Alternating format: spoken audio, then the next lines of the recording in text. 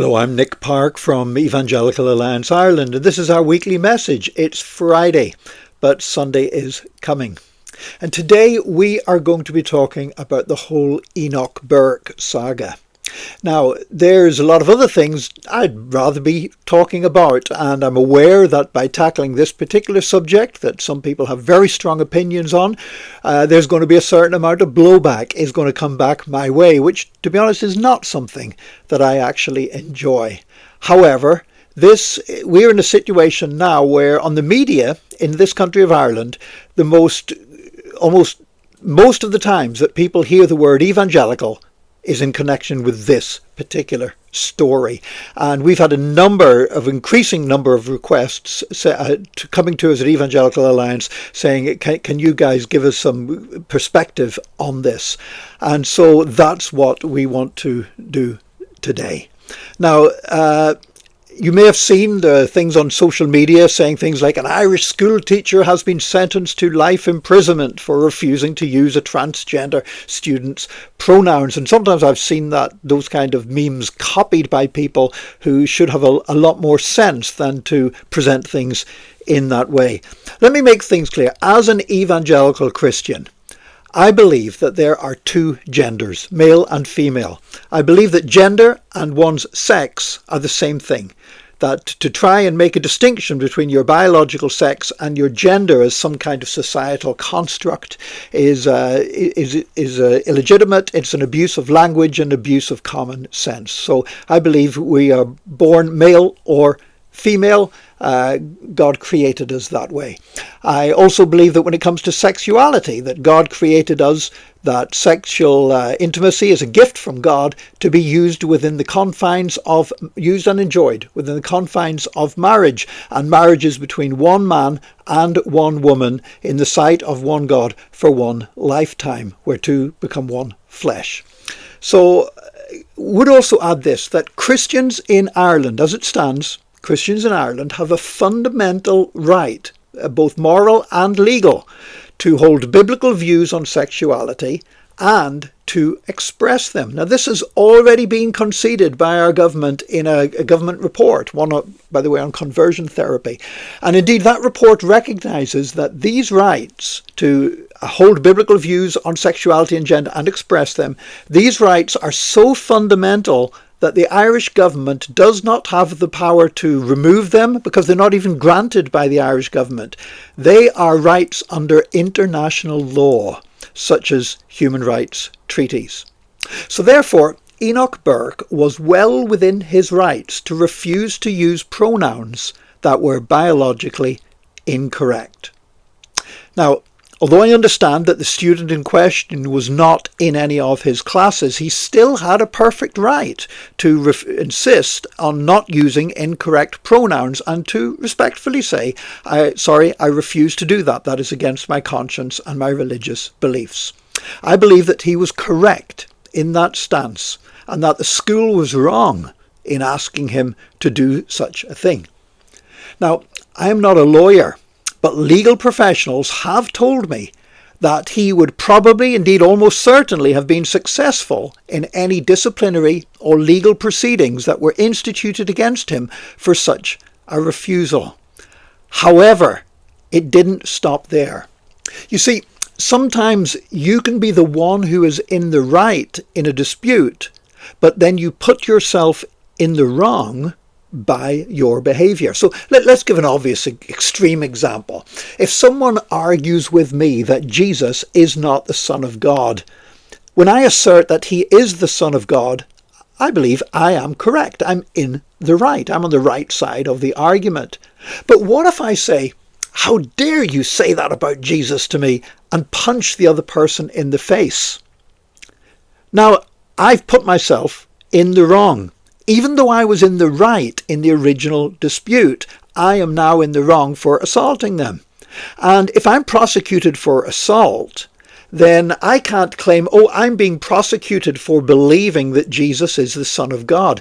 No, I'm responsible in that case because I'm being prosecuted for punching somebody. Whatever happened to be in my head at the time that I punched them does not mean that's why I'm being prosecuted. I'm being prosecuted for my bad behaviour, even if I was in the right in the original dispute. Bad behaviour is bad behaviour, even if you committed the bad behaviour in a dispute where you started off on the right side of the argument.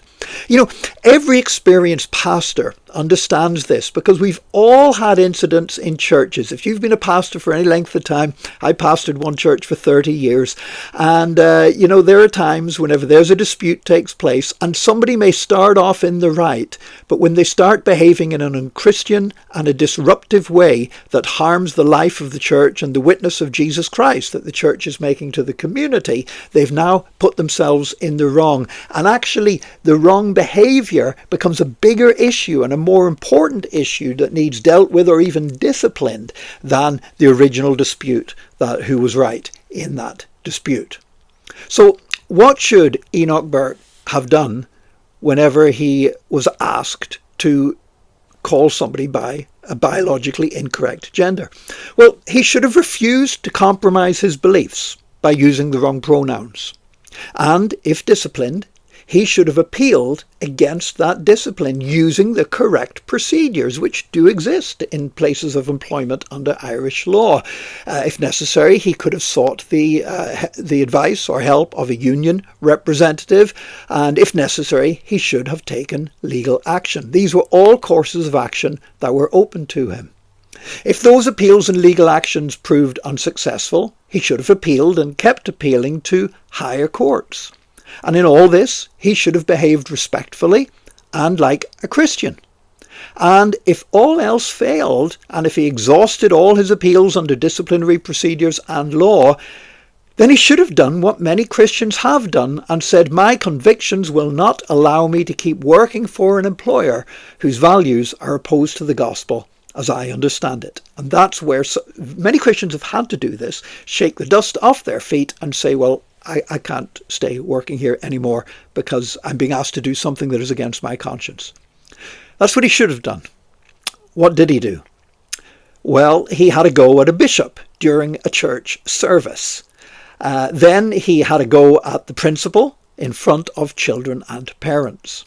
Now, I don't know of any school anywhere in the world where a teacher would do that and expect to keep their job. Almost certainly in any teaching job, that kind of behaviour is going to be followed by suspension and most likely dismissal from your job.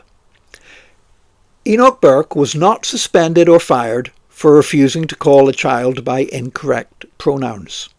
He was suspended and ultimately fired for his behaviour in the way he behaved to a bishop of the church that sponsors the school and to the principal in front of students, parents and other staff. So at that point, when he's now disciplined for his behaviour, what should he have done then? Well, he could have appealed against his suspension and against his dismissal, and if necessary, exhausted the disciplinary procedures within the Department of Education or the school, and then gone through the courts. Now, it's unlikely at this point that he would have been successful. Why? Because legally, we have a legal right to hold biblical convictions and to express them, but no teacher has the legal right to shout and roar at their bosses, particularly in front of parents and children, and somehow expect to keep their job. But he could have gone through the legal route. But what did he do? He began turning up at the school after being suspended and even after being dismissed. Kept turning up at the school, entering the school property or standing at the school gates. Now, this was never going to end well. Schools are there to educate children. They cannot be expected to pay security staff to guard the school against suspended or former members of staff.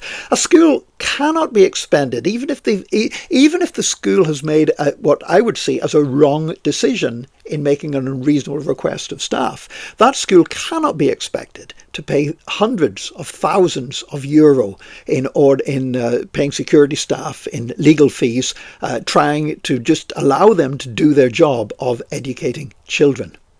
And also there are very good child protection reasons why schools need to be a safe space where unauthorised people cannot just walk in and stroll around the school property. So the school went to court. Now, some people say the school was wrong to do this, but I don't see quite what else they were supposed to do. You know, I've thought, how would I react as a pastor if people kept coming onto church property to disrupt our services?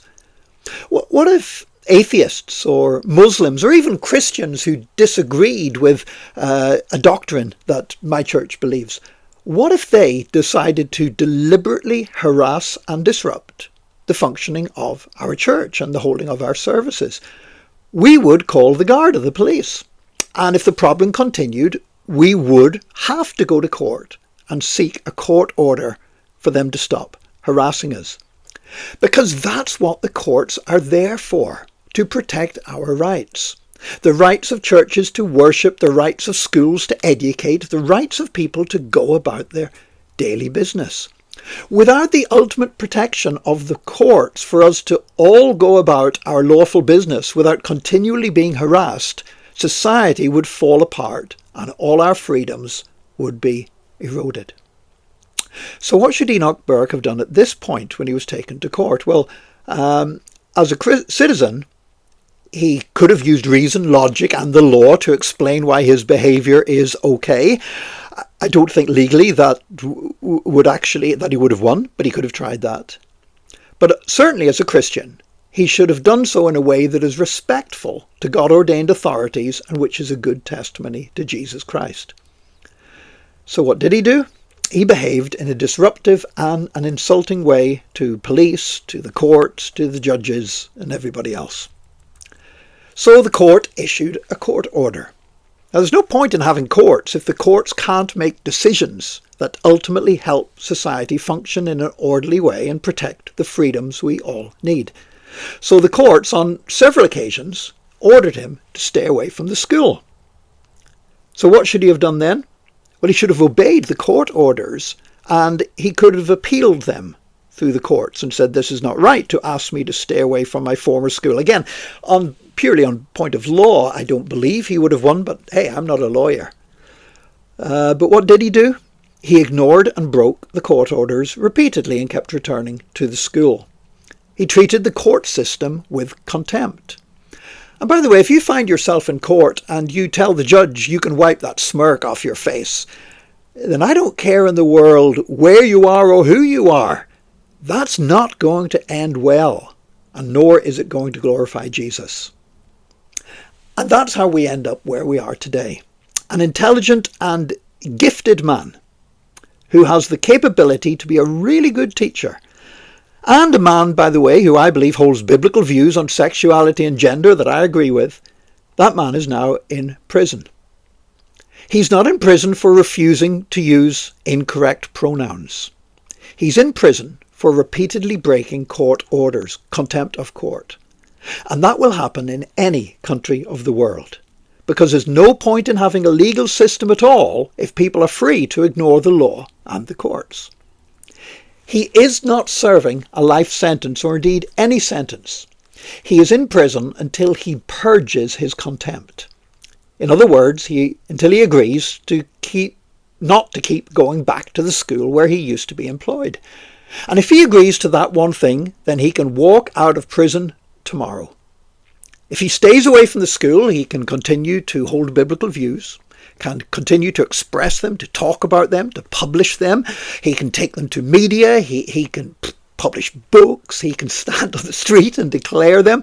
He can use whatever pronouns he wishes to whoever. He can pursue any claim he wants about unfair dismissal or anything else through the courts.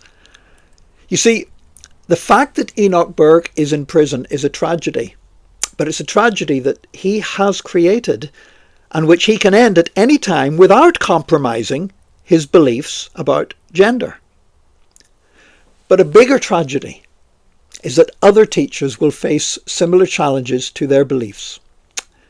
And they need to know that they have the right to take a principled stand and that the Holy Spirit can help them to do that in a way that is gracious, loving, and successful in the eyes of the law. Evangelical leaders are ready to support such teachers in their stand. But the Enoch Burke saga has not helped that to happen. It has made it much harder. Some people have contacted me and said, so would you support me if I took a similar stand on gender? Well, if you're a teacher and you refuse to use biologically incorrect pronouns, yes, I would support you without hesitation. You know, in the past, I've gone on over another issue with a pastor that was wrongly accused in the courts over something. I've gone and spent an entire week, sat in court with him and been on hand available as an expert witness on his behalf. I would willingly do that again if a teacher is discriminated against or persecuted because of their holding to their biblical convictions about sexuality and gender. Now, would I support your right to disrupt religious services? No. Would I support your right to shout at the principal in front of parents and children? No, I wouldn't. Would I support your right to insult judges? No, I wouldn't do that either. Would I support your right to ignore the courts? No, I would not support that right, because I don't believe that we have that right in a civil society. Some people have said to me, well, why aren't you doing anything to help poor Enoch Burke? Well, I doubt very much if Mr. Burke has any interest in listening to any advice I might offer him. If I'm wrong, I would gladly visit him and talk with him. But how can I help him? Well, I pray for him. I pray that he will stop breaking court orders, and I pray he'll stay out of prison and be with his family where he should be over Christmas. I pray that he will find a way to use his talents and his obvious intelligence to bless others. I pray that he will conduct himself in a way that holds to the truth revealed in the Bible and demonstrates that in grace and humility. But most of all, I pray that he will become part of a genuine evangelical church and find godly leaders who can help him to be a good witness to Jesus Christ. Church is not ultimately about finding other people who agree with everything we say. Church is not about insisting that we and our family are right and everybody else is wrong. Church is not about insulting all those who disagree with us. Church is about listening to one another, having the humility to learn from one another, coming together even when we disagree and finding that iron sharpens iron. Church is about being able to challenge one another in love without turning everything into a battle to prove that we're right. And in the end, church is a place where we learn, even in our disagreements, to behave in a way that looks like Jesus. And tens of thousands of evangelical Christians in Ireland are doing just that. They are learning how to represent Jesus in their families, their communities, and in their workplaces. And some of them are doing it extraordinarily well. And that's why it's frustrating that when most people in Ireland today hear the word evangelical, it's in connection with a carry-on that is 1,000,000 miles removed from the beauty and the transforming grace of Jesus Christ. And that's why we have to continue to pray into this situation. But we need not to be drawn off into making absurd statements, passing on untrue memes claiming that somebody is in prison because of their refusal to use pronouns. That is not true. It is factually incorrect. And we would need to either be extremely ignorant or extremely dishonest to keep pretending that that is the case. I pray and hope for a day that people will be able to read about evangelical Christians in the media in this country, and it won't be about this particular confrontation that's taking place now, but it will be about Christians truly living out their faith in a way that is glorifying to God. May God bless you, and let's hold to that faith, because I do believe better days are ahead, because it might be Friday, but Sunday's coming. EAI is working on your behalf to equip, connect and represent the Church of Jesus Christ in our nation, providing resources and speaking into spaces where God's people need to be heard in our society today. I'm here to ask you to join our mission. We're looking for 1,000 people who will commit to giving just a pinch more than the price of a cup of coffee per month. By using this QR code, you can sign up to support the work of EAI with just €5 per month. It is so important at a time like this to have a Christian perspective being spoken boldly into the political and social spheres in which we are living. Why? Because when we are together, we thrive, we grow, we make a difference. Your generosity is needed to keep our mission moving forward. Be one of the 1,000, just €5 a month. God bless you.